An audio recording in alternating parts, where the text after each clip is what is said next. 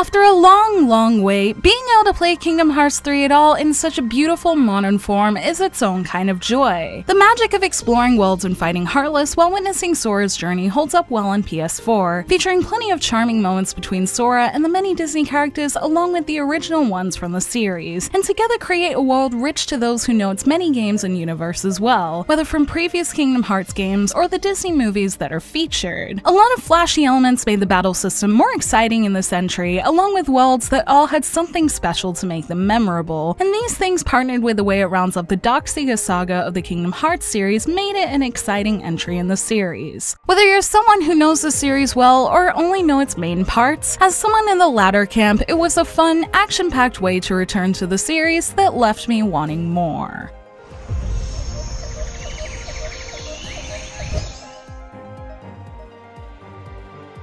After its nostalgic opening sequence, Sora and his sidekicks Donald and Goofy are reintroduced, beginning preparations for a big battle. After events that transpired in the Lost game, Sora has lost his strength and is missing some important powers he'll need, such as the power of waking. So Master Yen Sid sends him out on a journey to train and find the strength he lost, which sets off the world-exploring journey that is signature to the Kingdom Hearts series. Kingdom Hearts 3 isn't just about Sora though, as the cast from many other Kingdom Hearts games also make an appearance to wrap up all the plot points from previous games. The game flow typically involves traveling to a world, finishing its story, then witnessing a bunch of core story when you exit, which gives the story a certain pace that sees it moving decently between the individual Disney stories that feature their own arcs based off their source material. Since moments with Kingdom Hearts characters varied a lot in tone and usually in their longer length, jumping between Disney stories and the core one kept things from getting too heavy until the end, and let me appreciate some of the great scenes from Disney movies that were recreated in the game. A lot of the Disney movies were ones I haven't seen, so discovering them with Sora, Donald, and Goofy worked well in getting me interested in these titles that I didn't have much intention to see before, and the gorgeous way the scenes were retold along with the interaction with the characters through gameplay has made me much more interested in checking out their source materials more. And speaking of catching up on source material, despite the fact I've only finished the 2 numbered Kingdom Hearts games and have only played a little of Chain of Memories and the Kingdom Hearts Chi games, I was still able to get a lot of enjoyment out of the core story, especially the epic events towards the end that were still great without knowing all the minor details. The story does assume knowledge of all its key points from the start, so there were a few times I didn't know if I wasn't keeping up with 3's plots because of something I missed in a previous game or the plot itself. But by the end, a lot of things were explained or touched on enough for me to fully understand what was going on, or at least for it to carry enough weight for special scenes to be moving when they were supposed to be, especially towards the end, so I didn't feel any regret for not going back and finishing everything before trying 3. That being said, what I did know was rewarded at times was seeing small throwbacks to certain games, so after seeing the end of Kingdom Hearts 3, I'm actually happy to have a little extra replayability in that the next time I go back to play 3, hopefully I'll have more knowledge from the other games and can get a slightly different experience the next time round. While knowing a little about the series definitely helps, I think it's playable and enjoyable for plays with even a base knowledge of the series since they explain a lot of the key points, and since it also offers quickly digestible memoirs available from the start screen to give extra background. So I think every type of player can enjoy the story of 3 just to varying extents.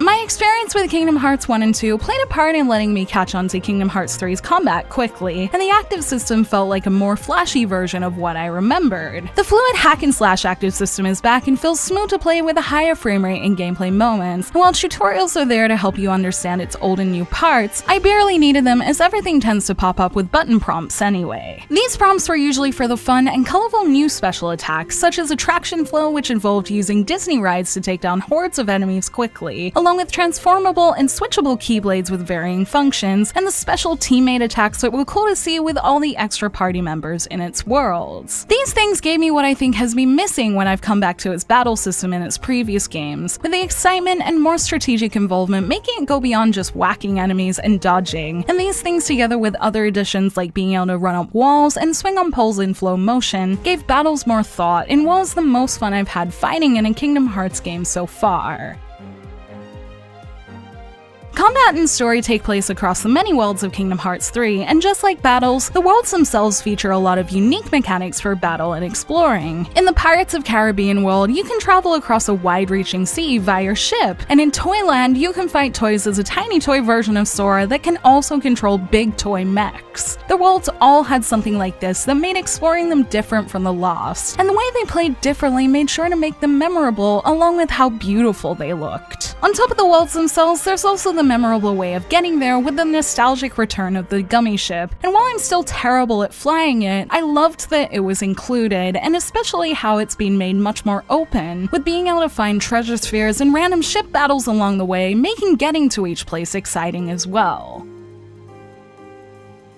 There are a few reasons I personally want to come back to Kingdom Hearts 3, with things like lucky emblems and treasure to find, as well as coming back after I've learned more about the series, and having these things does make me feel like I'll get a lot out of the game. I finished Kingdom Hearts 3 in about 35 hours on normal mode, and looking at my post-game options, I can re-explore its maps to find extra things like mini-games for Sora's Gummy Phone, unlock its secret endings, fight extra boss battles, and complete and max out a lot of little things, like Keyblades or its stat-boosting recipes. I do kind of wish there was a New Game Plus mode with a harder difficulty to get something more out of the main campaign when I come back to it, but I can use my clear data to do a lot of these things anyway, and with the game encouraging you to do better in battle and minigames with score counters on top of most things you do, it certainly isn't lacking in things to keep playing with.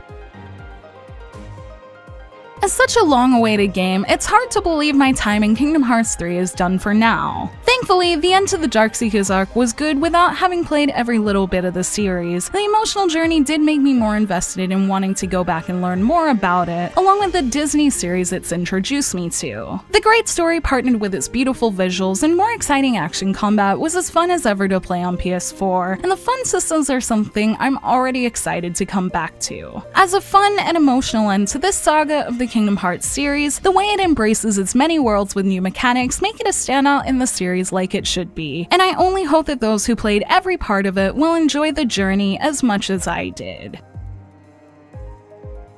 Thank you for watching this video. Let me know in the comments below what you think of Kingdom Hearts 3 and how much of the series you'd played before picking it up. You can like and share this video if you enjoyed it, subscribe to my channel for more JRPG content like this, and ring that bell to get notifications on whenever I post so you don't miss a thing. You can check out more videos here, or you can check out the blog at jrpgjungle.com, and you can find me on social media on Twitter, Facebook, and Instagram, all at jrpgjungle. Links to those will be in the description below, along with links to where you can pick up Kingdom Hearts 3. Until next time, thank you, bye!